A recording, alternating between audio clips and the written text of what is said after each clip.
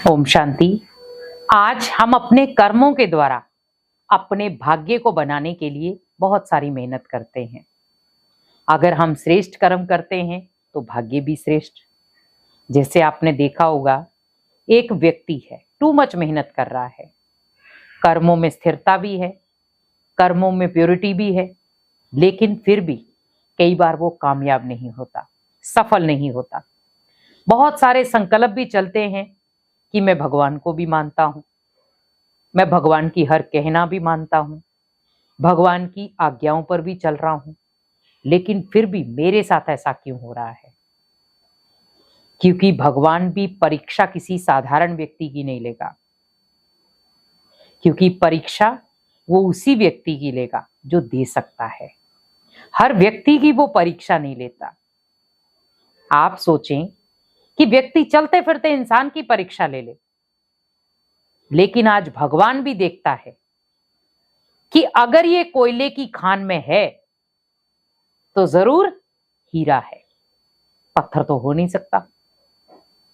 अब हीरे को तराशने के लिए मेहनत तो लगेगी, क्योंकि ऐसे थोड़ी है कोयले के ऊपर ही हीरा बैठा है। तो हीरे को निकालने के लिए मेहनत करनी पड़ती।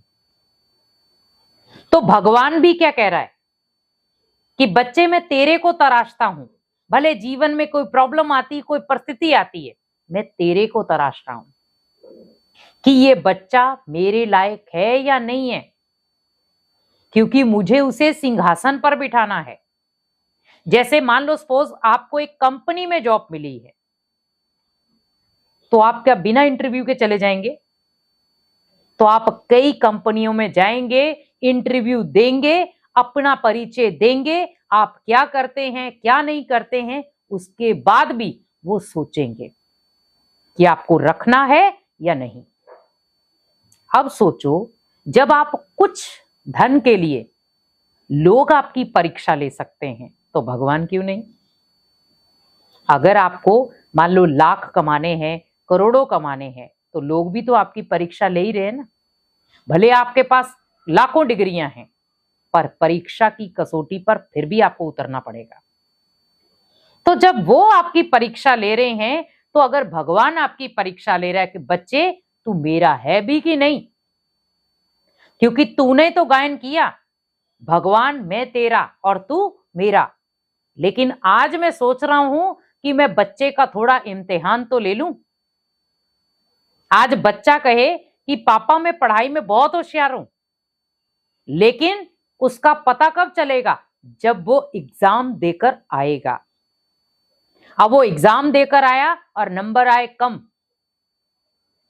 तो उसके पापा क्या शब्द यूज करेंगे कि आप तो कहते थे मैं बहुत होशियार हूं, मैं तो बहुत पढ़ता हूं, कहां है पढ़ाई? किस चीज से पता चला? पेपर से।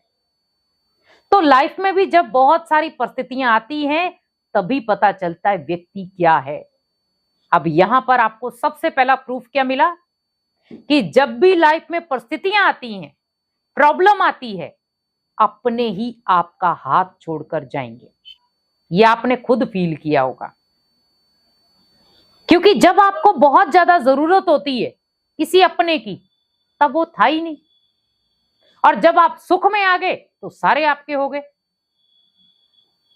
तो उस समय भगवान ने आपकी परीक्षा लेनी थी कि ये बच्चा अपने आप को कैसे हैंडल करता है। कोई इसका साथी नहीं है, लेकिन अगर हमें उस समय ये याद रहे कि भगवान मेरा साथी है, तो वो किसको याद करेगा? भगवान को याद करेगा, किसी देहधारी को याद नहीं करेगा वो, क्योंकि उसे पता है कि देहधारी कभी भी हाथ छोड़ सकते हैं, लेकिन भगवान का हाथ ऐसा है जो कभी नहीं छूट सकता, वो मजबूत धागे से बंधा हुआ है। इसीलिए कहा जाता है कि अगर मन की बात अगर सुनानी है, एक भगवान को सुनाओ, क्योंकि लोगों को सुनाएंगे तो लोग आपकी उसी चीज पर मजाक बनाएंगे। और आज आप इजीली देख रहे हैं दुनिया में लोग आपकी बीमारी का मजाक, आपको जॉब नहीं मिल रही उसका मजाक, तो आपको ताने देते हैं, जिनको कई बार हम बर्दाश्त नहीं कर पाते। आप ये फील करो, कोई बात नहीं, इनका मेरे साथ इतना जुड़ाव नहीं है, लेकिन भगवान का तो है। मेरा इनके ऊपर इतना हक नहीं है जितना मैं भगवान के ऊपर अपना हक जता सकता हूं। तो भगवान से बात करो कि भगवान, अब ये शरीर, अब ये तन, अब ये चीज तेरे हवाले, तुझे करना है, क्योंकि मेरा बस तू है, बाकी कोई नहीं।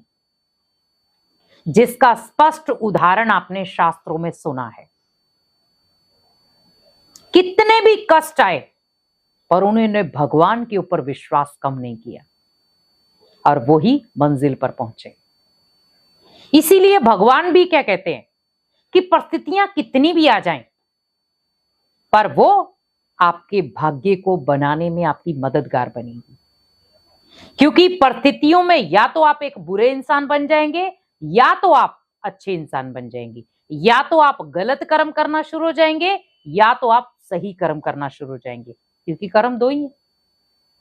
या तो आप गलत रास्ता चुन लेंगे, या तो आप गलत रास्ते से वापस सही रास्ते पर आ जाएंगे। और अगर आप सही रास्ते पर आ गए, भाग्य आपका बन जाएगा, और अगर आप गलत रास्ते पर चले गए तो भाग्य मिट जाएगा। तो भाग्य बनाना किसके हाथ में है? हमारे। आज हम कह रहे हैं भगवान मेरे भाग्य को बना दो, तो भगवान ने क्या बोला? बच्चे, मैंने तेरे को 2 हाथ दिए और 2 मैंने आंखें दी, देख करके कर्म करो, भाग्य आपका है। क्योंकि भगवान के लिए हर बच्चा एक समान है, भले वो कोई अमीर हो, भले कोई गरीब हो।